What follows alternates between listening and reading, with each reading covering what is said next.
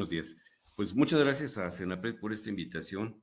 Gracias a la Escuela Nacional de Protección Civil, a su director, al director general, por esta oportunidad. Y es una información amplia, entonces pues vamos a tratar de darle velocidad. Y por favor, cualquier duda ahí en el chat y la tratamos de resolver al final. Bueno, pues vamos a hablar primero de la metodología de control, cómo debemos de responder a situaciones de emergencias con materiales peligrosos. Un punto de partida clave es determinar de quién es el problema, hay un derrame en la carretera, quién es el responsable, quién es el dueño de la emergencia. Hay un derrame en una empresa, quién es el dueño de la emergencia. Esto debe de ayudarnos a tener claro quién es el responsable de tomar las acciones necesarias para hacer frente a la situación de emergencia. Esto quiere decir, no hay que comprar de repente problemas que no son nuestros, ¿no? Que alguien debe y tiene la obligación de resolver. Como preguntaban por ahí, ¿cuál es el marco legal que nos pide que tengamos equipo de protección personal? Bueno, está la Ley General del Equilibrio Ecológico y Protección al Ambiente, está la Ley Federal del Trabajo en el artículo 502 y el 523, y está la norma 028 de la Secretaría de Trabajo, que establece los criterios para la seguridad de procesos y demás. Ahí van a encontrar ustedes los marcos de referencia técnica para traer todo esto. Respondiendo a emergencias peligrosas, ¿qué debo hacer? Bueno, lo número uno que debemos de hacer es siempre tratar de evaluar la situación. ¿A qué me estoy enfrentando? ¿Qué es lo que está ocurriendo en este momento? Una vez que nosotros sabemos en dónde estamos ubicados, cuáles son las condiciones climatológicas, la composición del terreno, las áreas vulnerables, etcétera, entonces ahora tenemos que tratar de identificar la o las sustancias involucradas tanto real como potencialmente.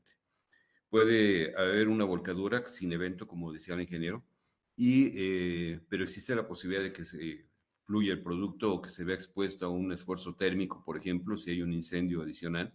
Entonces siempre nosotros debemos de considerar tanto lo real como lo potencial. Muy importante es comprender qué está pasando, así como tratar de determinar el momento en que estamos teniendo contacto nosotros en el proceso de evolución del incidente, tratar de determinar otra vez qué está ocurriendo. Y cuando pensamos que está ocurriendo es ver lo que está ocurriendo y anticiparnos tratando de predecir de qué manera se va a comportar la emergencia para que nosotros podamos actuar de manera proactiva. Evaluar las alternativas de intervención. ¿Con qué recursos contamos, humanos y materiales? ¿Qué capacidades técnicas y operativas tenemos?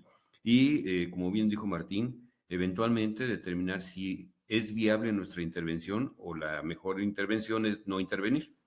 Todo esto depende de un proceso de análisis que vamos a ver en unos minutos.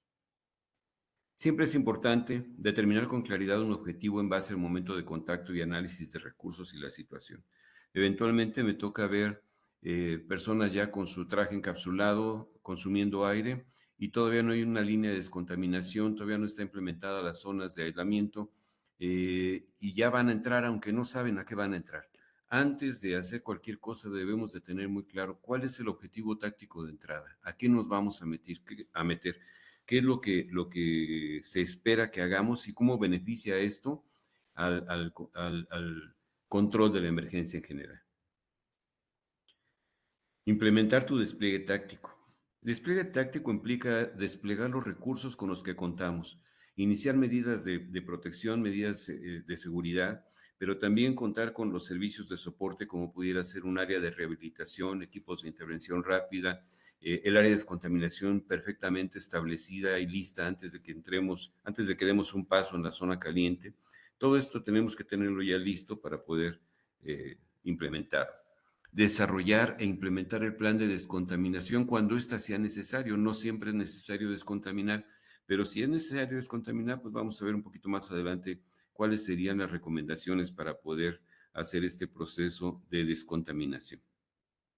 Desarrollar e implementar un plan de terminación del incidente, pero también de liberación de la escena. Son varios planes los que tenemos que trabajar cuando estamos respondiendo a emergencias químicas y es necesario que consideremos cómo vamos a terminar con este asunto, porque eventualmente me ha tocado ver que hacemos la descontaminación del personal y luego tomamos la alberca y simplemente la volteamos al piso, ¿no? Y entonces, ¿para qué hicimos todo el proceso de control? ¿Para qué tratamos de retener esa agua? En fin, ¿no? Entonces, es necesario que tengamos este proceso para no generar un desplazamiento de la contaminación hacia el suelo o hacia los cuerpos de agua. Siempre hay que considerar la rehabilitación del personal, equipo y unidades. Los tiempos de uso, por ejemplo, del equipo de aire autónomo. Si el personal hace entrada con equipo de baja presión 2.216 libras, puede hacer dos cambios un cambio adicional de equipo diario. O sea, puede hacer dos entradas con equipo de baja presión. Pero si está utilizando equipo de 4.500 libras, solamente puede hacer una entrada y debe de salir al área de rehabilitación, sobre todo a verificar la temperatura corporal. Es muy importante que no rebase más de 38 grados centígrados. Si no hay este tipo de condición, pues restablecer al personal, revisar signos vitales y ver la posibilidad de su retorno a la operación. Siempre es muy importante evaluar los aciertos, qué hicimos bien, qué hicimos mal, qué podemos hacer mejor derivados de la intervención, porque esto nos da la oportunidad de aprender. Evaluar estadísticas, datos, información y demás tiene como finalidad evitar la repetición de los errores. Si no tenemos una identificación de qué causó, de cómo se generó, qué acciones tomamos que fueron equivocadas, cuáles fueron positivas, estamos condenados a repetir los mismos errores nuevamente. Vamos a ver un modelo que nos permite de manera práctica resolver o generar un plan de intervención. Y aquí destaco esta frase: no hagas nada sin comprender exactamente las consecuencias de tus acciones y el riesgo-beneficio de ellas. Una emergencia con productos químicos no es un lugar para ponernos a inventar qué podemos hacer. Tenemos que tener la certeza técnica de lo que estamos haciendo. Una emergencia con materiales peligrosos, como ya lo dijo Martín, no es una emergencia como un incendio donde tenemos que intervenir rápido y aún así es cuestionable. Primero tienes que tener un plan de qué es lo que vas a hacer.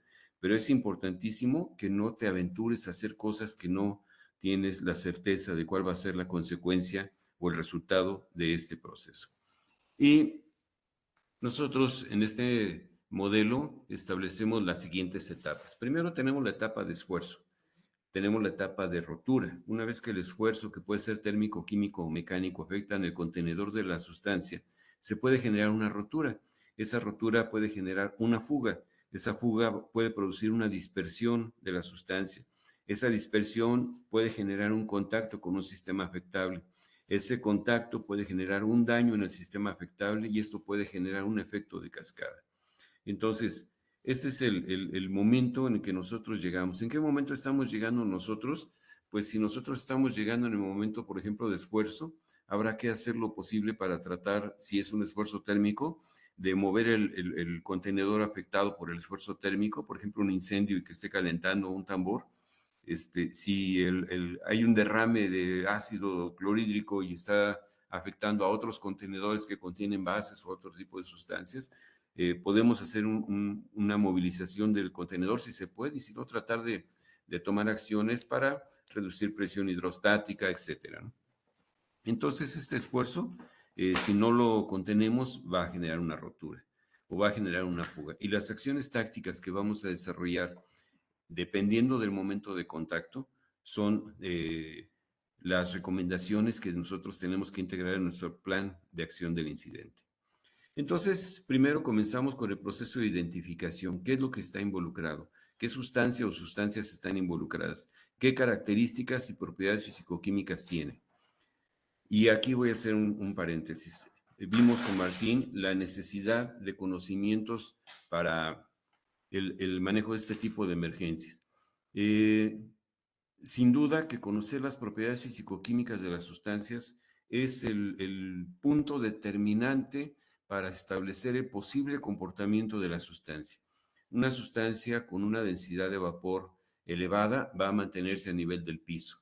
Una sustancia con una presión de vapor elevada se va a dispersar rápidamente en el aire.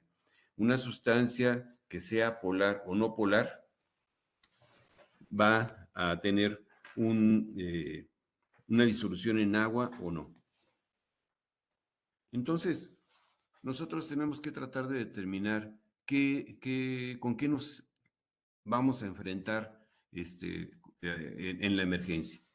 También es muy importante determinar el momento de contacto, qué es lo que está pasando y qué es lo que puede pasar como resultado de lo que está ocurriendo.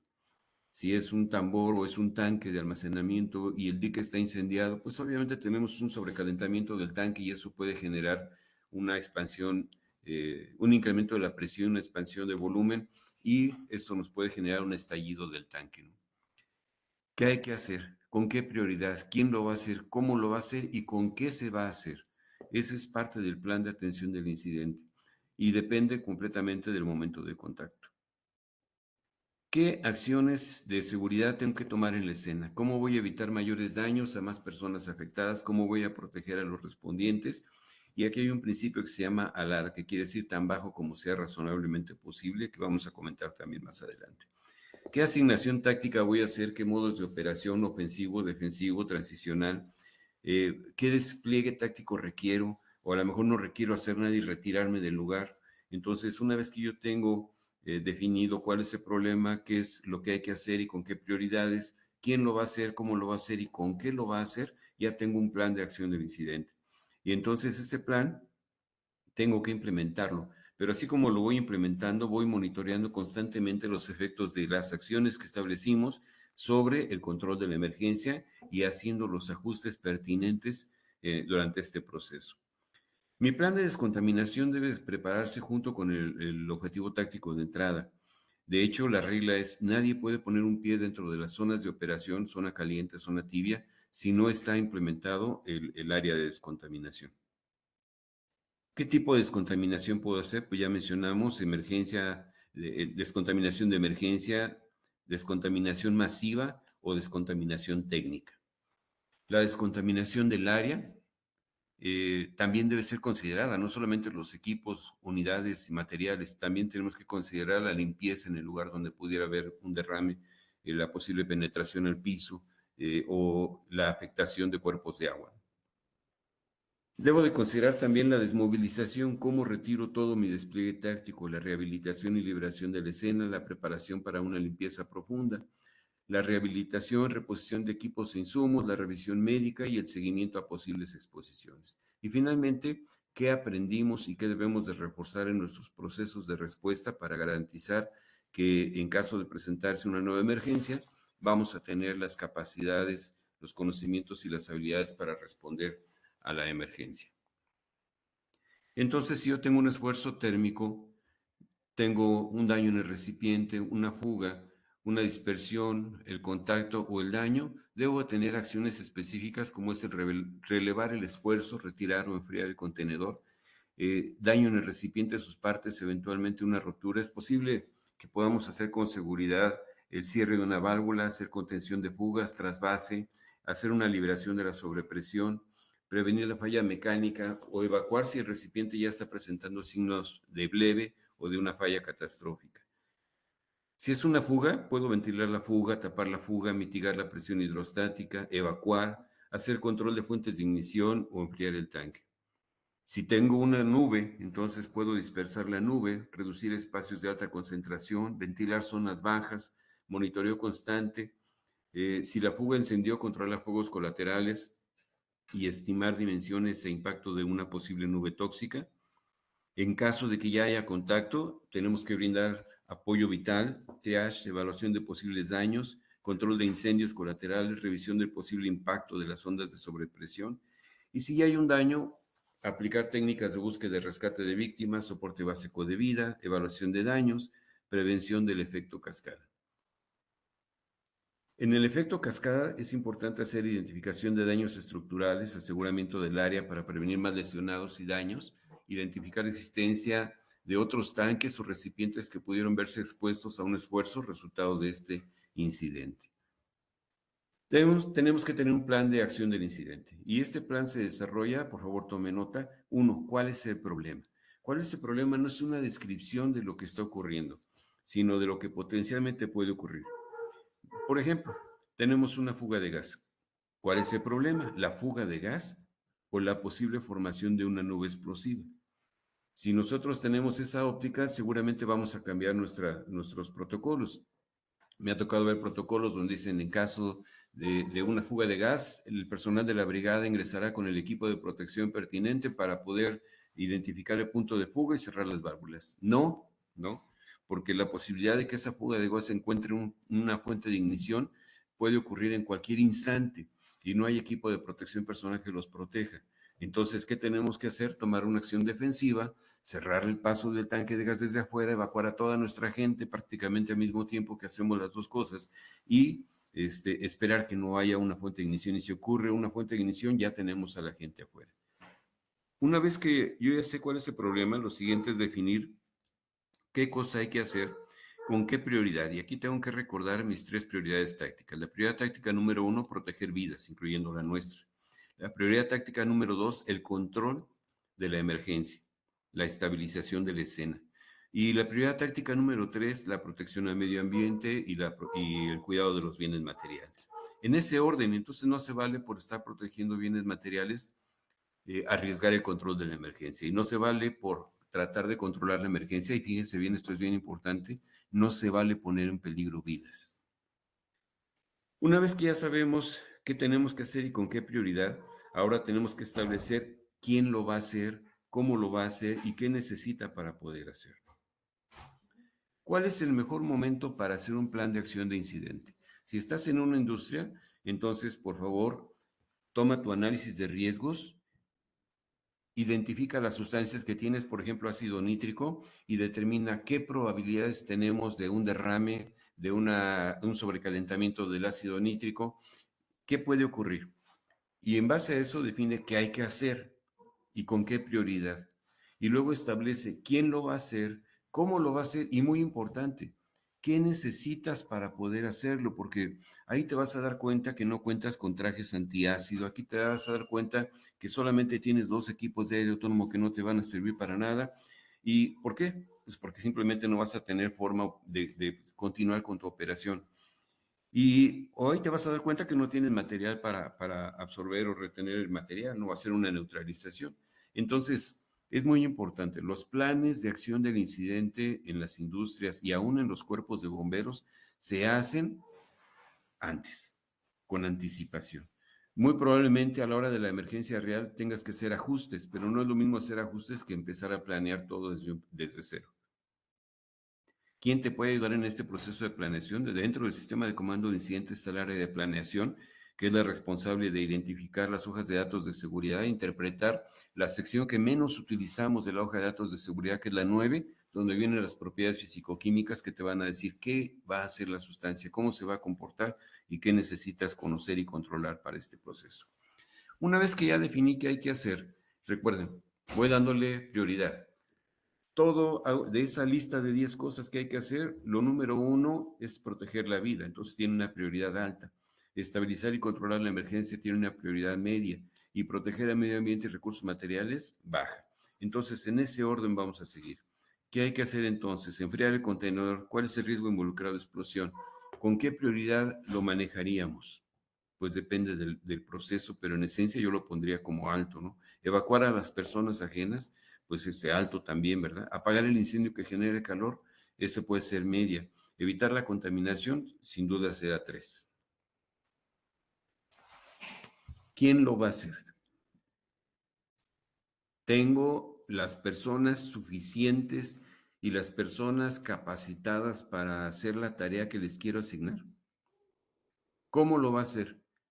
Tengo a las personas con las habilidades, conocimientos y estado de salud para poder hacer frente a las tareas que les voy a asignar. ¿Y con qué lo debe de hacer? Tenemos el equipo, los materiales necesarios para poder hacer frente a las tareas que les estamos asignando. Si la respuesta a alguna de estas 3 es no, entonces, si no tengo quien, busca asesoría, busca gente especializada. No comiences algo que no podrás solucionar y al contrario puedes poner a tu personal a un problema mayor. No tenemos con qué, pues aunque seas un especialista, aunque seas ingeniero químico, aunque tengas todos los conocimientos, no puedes seguir la teoría del trapo húmedo, ¿no? Ponte un trapo húmedo y métete a resolverlo. No, no. Eh, Puedes exponer vidas sin necesidad, tratando de hacer algo con muy buena intención, pero que tendrá muy malos resultados. Conoce a los planes de ayuda mutua. Conoce a las empresas de tu municipio y trata de obtener asistencia técnica. No puede ser que una empresa que maneje sustancias altamente peligrosas tenga un traje encapsulado o dos, no sirven, no nos sirven. No puede ser que tenga dos equipos de aire autónomo o un equipo de aire autónomo. O sea, eso es violar la ley porque yo soy el que traigo el riesgo a la comunidad y tengo la obligación legal de garantizar la capacidad de respuesta de la comunidad a las emergencias y de mi propia empresa, de las emergencias que voy a generar como resultado de mis procesos.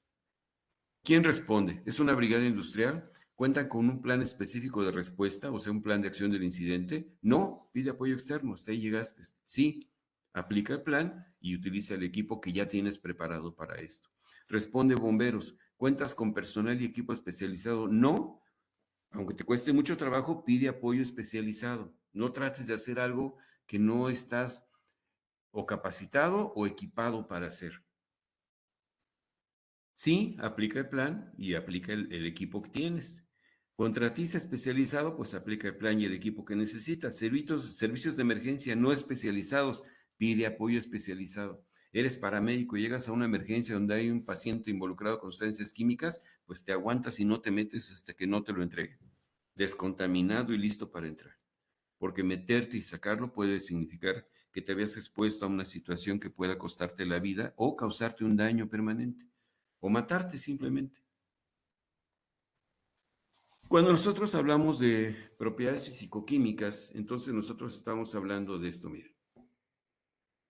Aquí tenemos una volcadura y tenemos un gas. ¿Qué está haciendo el gas? Pues lo que le manda las propiedades fisicoquímicas. Dice que tiene un punto de ebullición de menos 42 grados centígrados. O sea que adentro del tanque de esta unidad se encontraba en estado líquido. Sin embargo, al romperse el tanque y al salir del producto, estar saliendo el producto, obedece a la densidad de vapor, que es de 1.56. La densidad del aire es igual a 1. Por lo tanto, si la sustancia tiene una densidad de vapor de 1.56, es 0.56 más pesado que el aire. Por lo tanto, la sustancia está obedeciendo a sus propiedades y la presión atmosférica empuja el vapor hacia abajo y además tiende a expandirse, pero conforme va ganando energía. Su presión de vapor es de 7.150 milímetros de mercurio. Recuerden que una atmósfera son 760 milímetros de mercurio. Este producto prácticamente tiene casi 10 veces la fuerza de la presión de vapor, pero en contrario es el esfuerzo para liberarse en el medio ambiente. Así de importante es conocer las propiedades fisicoquímicas. Si sus hojas de seguridad no tienen ustedes la certeza de que sean reales o que estén dando la información correcta, por ejemplo, tienen un líquido y dicen que no tiene gravedad específica, les están mintiendo. Entonces, habrá que comparar contra el número CAS. En resumen, no corras, no te precipites, analiza la información con la que cuentas y procede con cautela. Es más probable que tengas oportunidad de éxito.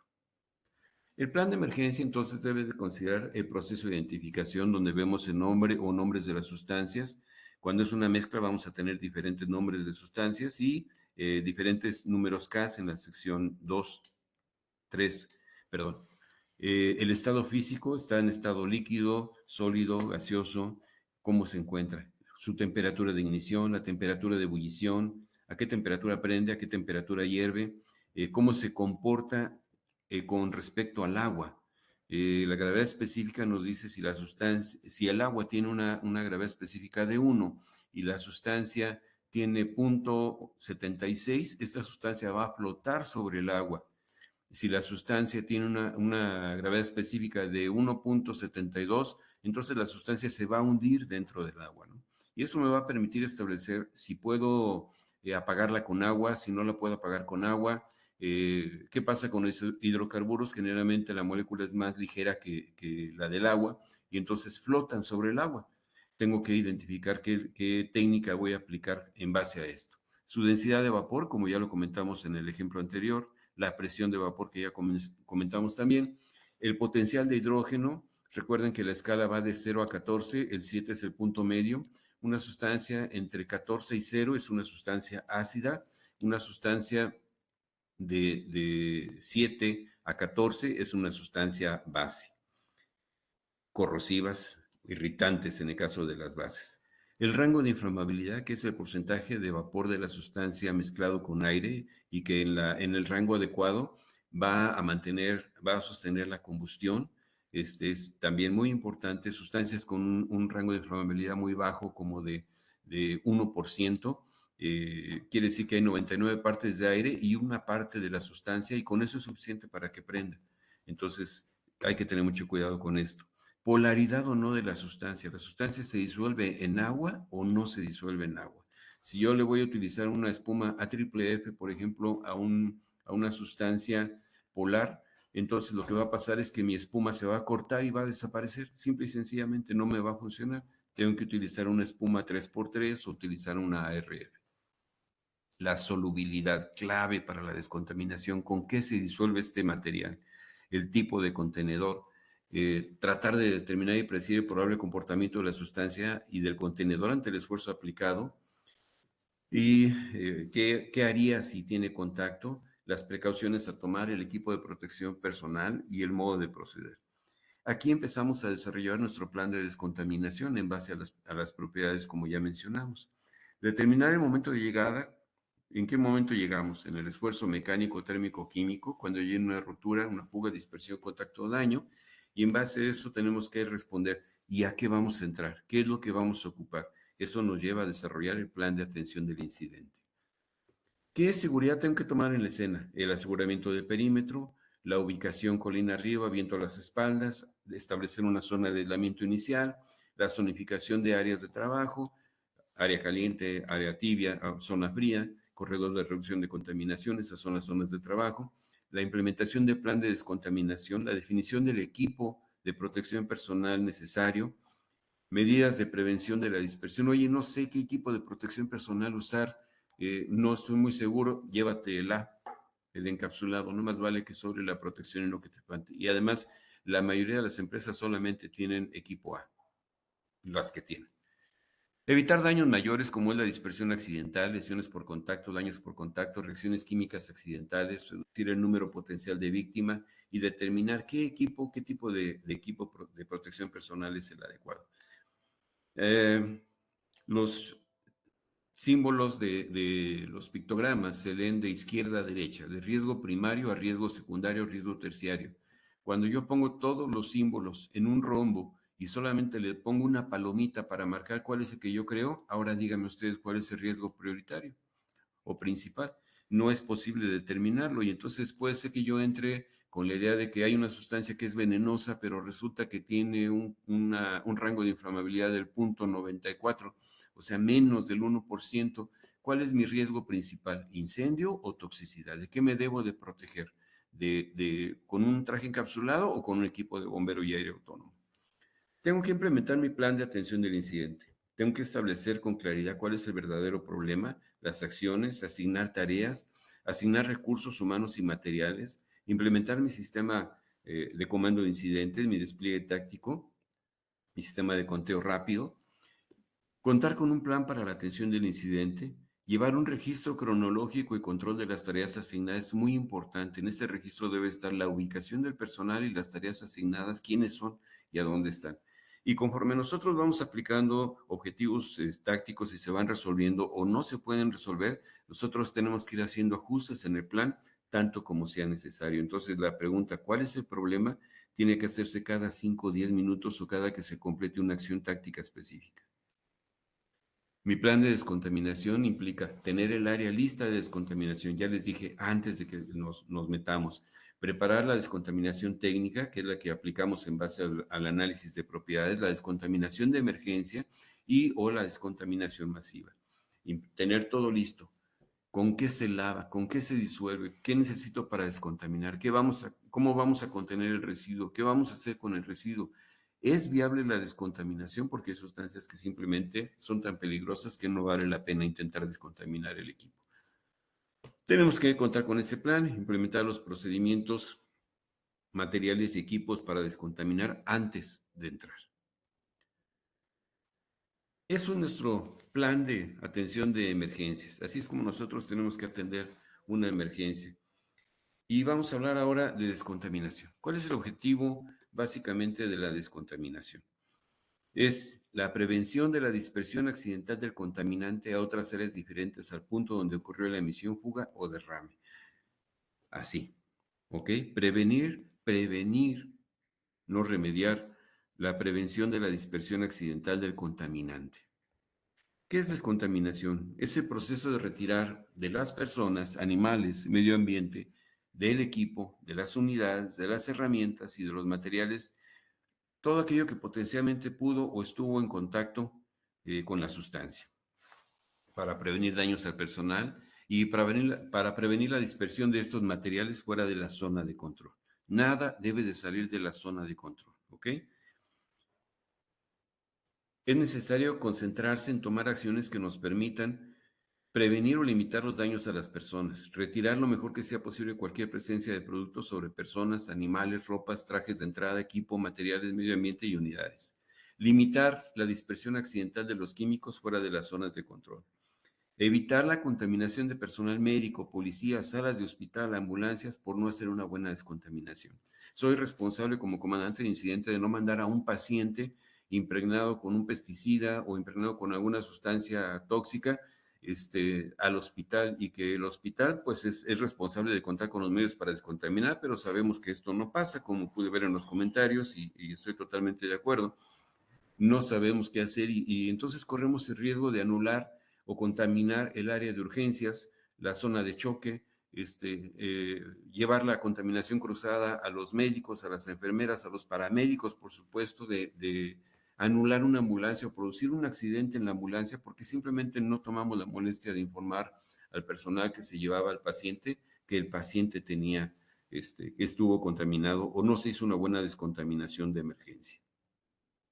Mi plan de descontaminación debe de considerar los siguientes puntos: una descripción del lugar y el diagrama de las estaciones de descontaminación, una lista de equipos y de los suministros de descontaminación necesarios. Por ejemplo, si vamos a usar agua, cepillos de fregar, jabones o soluciones, ¿qué tipo de jabones? Porque no todos los jabones son lo mismo. ¿Qué tipo de soluciones de acuerdo con el tipo de sustancia? El equipo de protección personal que debe usar el personal de descontaminación. Me toca ver escenas donde están los chicos con el traje nivel A descontaminándose de una sustancia química peligrosa, y los de descontaminación traen un traje Tyvek y traen un cubrebocas, ¿no? No puede ser. O sea, la sustancia que está impregnada en el traje es la misma a la que se expusieron el personal de entrada. Entonces, el mismo nivel de protección para ambos. El mismo nivel de protección para ambos, por favor. Los procedimientos de descontaminación que debemos seguir específicos para las sustancias involucradas. Los métodos para prevenir una contaminación de las áreas limpias. Los procedimientos para minimizar el contacto con los contaminantes mientras se retira el equipo de protección personal. Lo último en retirar es la mascarilla del equipo de aire autónomo, por favor. Un error también muy común en el proceso de respuesta a emergencias químicas es no cerrar completamente el traje nivel A. Le dejamos ahí, como cuesta trabajo subir el cierre, dejamos 2 o 3 centímetros abiertos la parte de arriba, y bueno, pues por ahí entra el contaminante. Entonces, otro error también muy común, veo gente poniendo ese traje capsulado parado sobre el piso con los calcetines del traje. O sea, puesto el traje y pisando.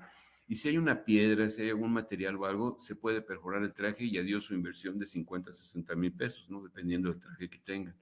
Porque ya no va a ser un equipo que impida el acceso de vapores o de líquidos. Siempre debemos entonces tener métodos específicos de eliminación segura para ropa y equipo que no esté completamente descontaminado.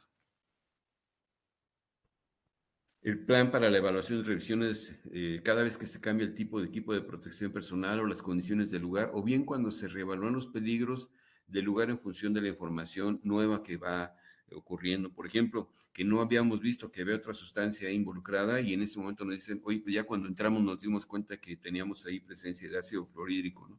Y entonces ahí tenemos que volver a ajustar nuestro plan de descontaminación para garantizar la seguridad de nuestro personal. Estos son los pasos que debe tener el plan de descontaminación. Y como ven ustedes, es un plan eh, largo, técnico, laborioso. ¿Cuál es el mejor momento para desarrollar un plan de descontaminación en tiempos de paz? Después de un análisis de qué tipo de químicos, si soy un cuerpo de bomberos, pasan por mi pueblo. Si en mi pueblo pasa amoníaco, pasa ácido sulfúrico, gasolina, etcétera, ya debo de estar trabajando en elaborar un plan de descontaminación y ahí tengo el tiempo de buscar un asesor, alguien que me pueda orientar cómo manejo si se presenta esta situación, ¿no? El día de la emergencia, pues también tienes que buscar asistencia técnica y vas a tener que trabajar todo esto sobre las rodillas. Lo mismo aplica para las empresas. El mejor tiempo para hacer planes es en tiempos de paz. Por favor, nadie puede ingresar a la zona de operación y de riesgo, zona caliente y zona tibia, si no está implementado el plan de descontaminación y todo el personal está asignado a la responsabilidad asignada. Se encuentra en su posición debidamente equipado y se tiene listo todo el equipo y los materiales necesarios, porque imagínense que entra la persona con el traje capsulado, se resbala, se cae, se le rompe el traje en la zona caliente y ahora qué, oye, pónganse equipo para descontaminar a la persona, tráiganse algo para lavarlo. No, no, eso no puede ser. Probablemente no tengamos tiempo para eso. ¿Y cómo diseñamos el plan? Pues vayamos a la sección 9. El proceso de descontaminación es el resultado de un análisis de propiedades como son la solubilidad y la miscibilidad. ¿En qué se disuelve el material? ¿Cómo podemos lavarlo o moverlo de la superficie de nuestros equipos y herramientas? ¿Es posible neutralizarlo? ¿Se va a evaporar? ¿Se puede disolver? Porque, por ejemplo, si hablamos de amoníaco, no es lo mismo tener contacto con amoníaco líquido, con amoníaco en aerosol o con amoníaco en forma de vapor. ¿Ok? Y los procesos de respuesta deben ser diferentes. Si yo pienso que toda fuga de amoníaco debo de echarle agua, lo más probable es que cuando tenga una salida de amoníaco líquido y yo vaya y le aviente agua, la reacción con la base, que es una base del amoníaco, va a generar que se genere ese proceso que mencionaba Martín del coeficiente de expansión volumétrica y por cada litro de la sustancia, por cada cantidad de sustancia que se haya salido, se van a generar 850 veces el volumen de vapor de la misma sustancia, ¿no? En el caso de, de, de este producto, ¿no? Cada sustancia tiene diferentes coeficientes de expansión volumétrica, por ejemplo, gas LP, 236 veces. Entonces, dependiendo de temperatura y presión, vamos a generar un nuevo problema. Entonces, es muy importante siempre conocer de qué estamos hablando, su gravedad específica, su pH, su temperatura de ignición, la temperatura a la cual hierve, el coeficiente de expansión volumétrica que acabamos de mencionar, la solubilidad en que se disuelve. El coeficiente de partición N-octanol es muy importante. Este coeficiente nos dice si la sustancia tiene mayor capacidad o afinidad por un aceite o por agua. Y entonces esto nos va a decir qué tanto permanencia en el medio ambiente y qué nivel de permanencia en el cuerpo, qué nivel de absorción va a tener una sustancia que se disuelve en aceite o una sustancia que se disuelve en agua. La polaridad, como ya mencionamos, nos dice si se disuelve en agua o no. El rango de inflamabilidad, de dónde a dónde va a prender, la densidad de vapor, cómo se va a comportar con respecto del aire, la presión de vapor, cómo se va a comportar con respecto a la presión atmosférica, etcétera, ¿no? Entonces, la sección 9 es muy, muy importante comprenderla perfectamente. Tomen un curso de interpretación de constantes físico-químicas para que puedan ustedes identificarlo. La sección 9 es una sección mal utilizada. Normalmente cuando pasamos por ahí inmediatamente le cortamos el camino y nos brincamos a la sección 2 que habla de los riesgos o qué hacer en caso de primeros auxilios, pero de verdad, un gran porcentaje de las sustancias químicas no se encuentran, no cuentan con hojas de seguridad adecuadas, ¿ok?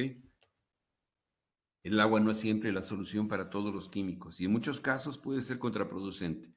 Pero todo depende de la situación. En algunos casos, si manejamos grandes volúmenes de agua, serán efectivos inclusive si la sustancia puede reaccionar con el agua.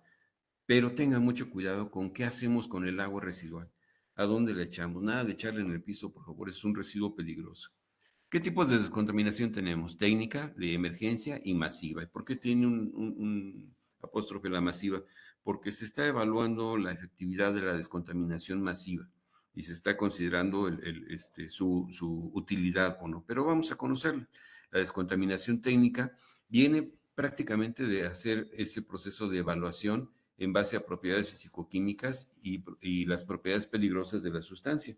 Entonces tenemos que trabajar con esto como base para preparar soluciones y demás. La descontaminación técnica la van a establecer los miembros del equipo de materiales peligrosos o los respondedores de nivel operativo que han recibido capacitación para la descontaminación del equipo de materiales peligrosos que sale de la zona peligrosa. Comandante, Sí, nos restan 5 minutos, por sí. favor. Muchas gracias. También debe incluir la descontaminación del equipo y, bueno, el Centro de Preparación Doméstica de Fort McLean dice, utiliza el concepto bueno, mejor y óptimo. El agua es buena, el agua y el jabón son mejores y las soluciones de productos encapsuladores, espumas y soluciones diseñadas para descontaminar son mejores. Siempre tienes que considerar la integración del del corredor de reducción de contaminación, donde hacemos una descontaminación gruesa, después hacemos una descontaminación fina y finalmente retiramos al personal y hay que hacer una verificación de la calidad de la descontaminación.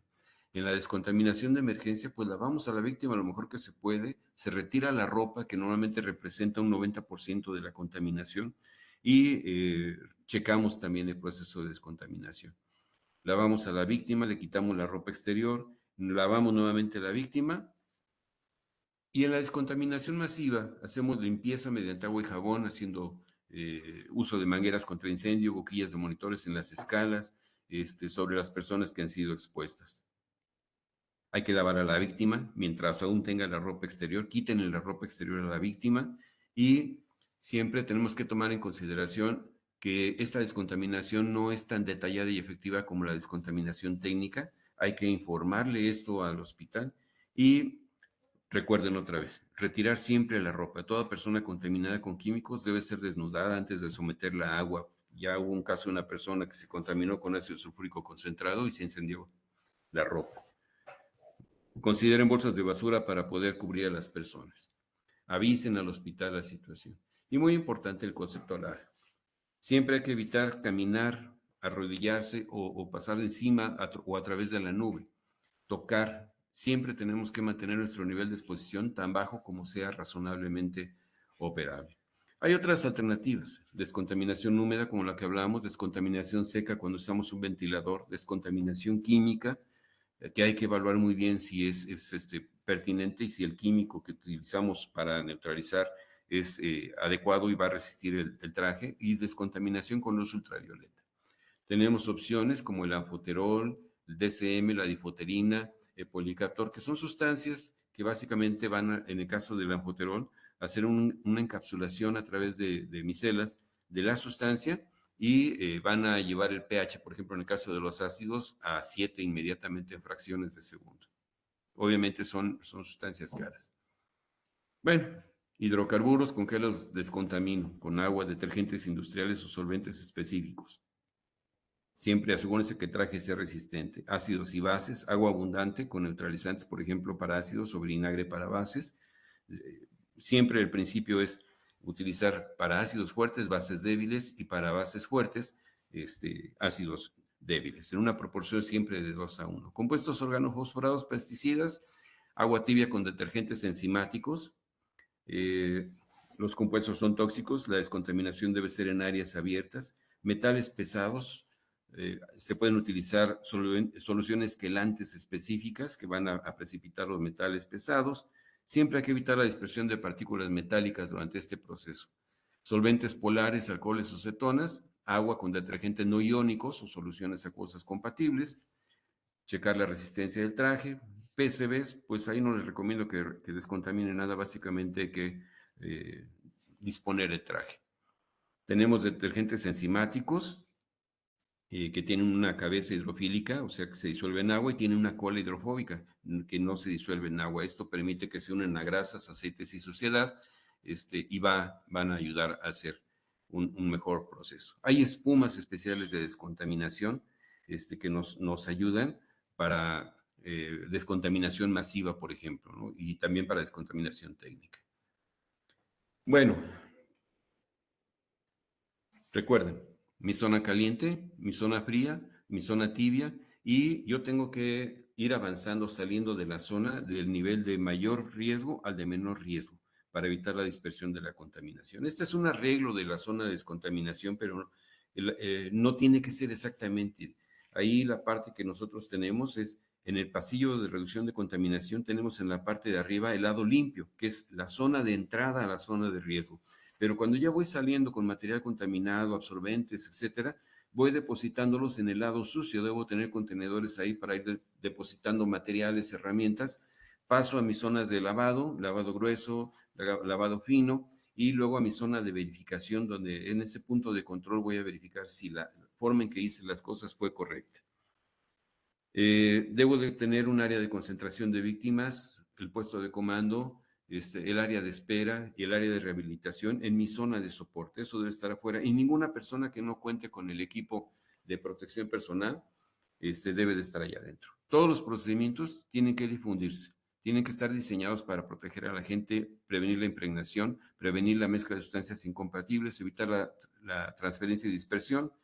Y una recomendación es reducir al mínimo la tarea de descontaminar a través de buenas prácticas de trabajo, evitar el contacto directo con la sustancia, no arrollarse, no caminar, desechar correctamente el equipo y los solventes utilizados, utilizar equipos controlados a distancia como ganchos de agarre para que no tengas que tener contacto con los tambores, cubrir los instrumentos de monitoreo y muestreo con bolsas plásticas, dejando únicamente espacio para los puertos de muestreo, y utilizar vestimenta externa y equipos desechables.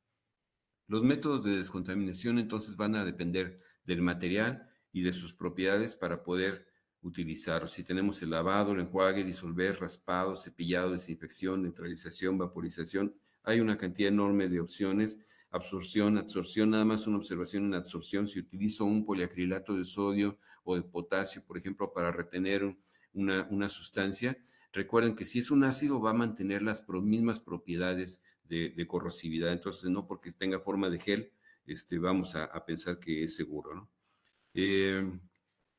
¿Cuándo termina el proceso de descontaminación? A veces se piensa que cuando ya le quitamos los trajes a los entrantes ya se terminó el proceso, pero todavía falta descontaminar al personal que apoyó en la descontaminación, recolectar los residuos, limpiar equipos, materiales, herramientas e instrumentos, aplicar la técnica correcta para el levantamiento de la película plástica o lona empleada, evitar que se nos vaya al piso el agua, la limpieza de albercas de contención, la desmovilización y recuperación de materiales del lado limpio al lado sucio, la revisión y limpieza de arneses, mascarillas, equipos de aire, etc. Siempre consideren que la contaminación puede tratarse sobre la superficie del traje o que el contaminante haya permeado en el traje, y eso va a ser mucho más difícil de retirar. En resumen, siempre comprender las propiedades físico-químicas para determinar la mejor opción y desarrollar un plan de descontaminación lo más eficientemente posible, y el desarrollo de operaciones empleando las mejores prácticas de trabajo.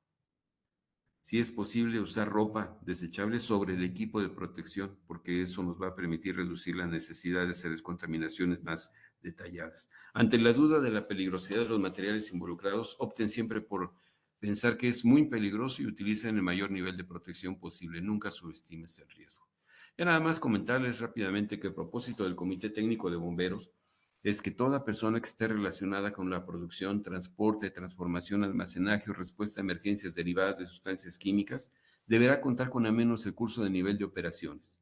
Todo respondiente a emergencias químicas deberá contar con un nivel técnico. Y toda persona que gestione emergencias químicas deberá cubrir el nivel de gestión de incidentes con materiales peligrosos.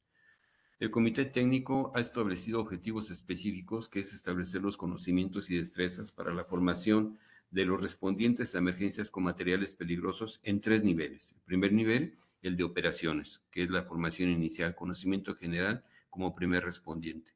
El nivel 2, técnico, que es el segundo nivel de atención, donde estamos hablando ya de operaciones en campo, técnico en materiales peligrosos y operaciones de respuesta. Y el nivel 3 que comentamos es el comandante del incidente con materiales peligrosos. Él se va a encargar del diseño y gestión de las operaciones de respuesta y comando del incidente. Estos son los objetivos del Comité Técnico de Bomberos. Lo ideal sería que toda persona que tiene relación con sustancias químicas en su producción, almacenaje, transportación o transformación, debe de tener este tipo de entrenamientos para garantizar una homologación del conocimiento y que tanto servicios de emergencia como productores, transportistas, transformadores, hablemos el mismo lenguaje y sepamos cómo debemos de responder a este tipo de emergencias. ¿Preguntas? Muchas gracias.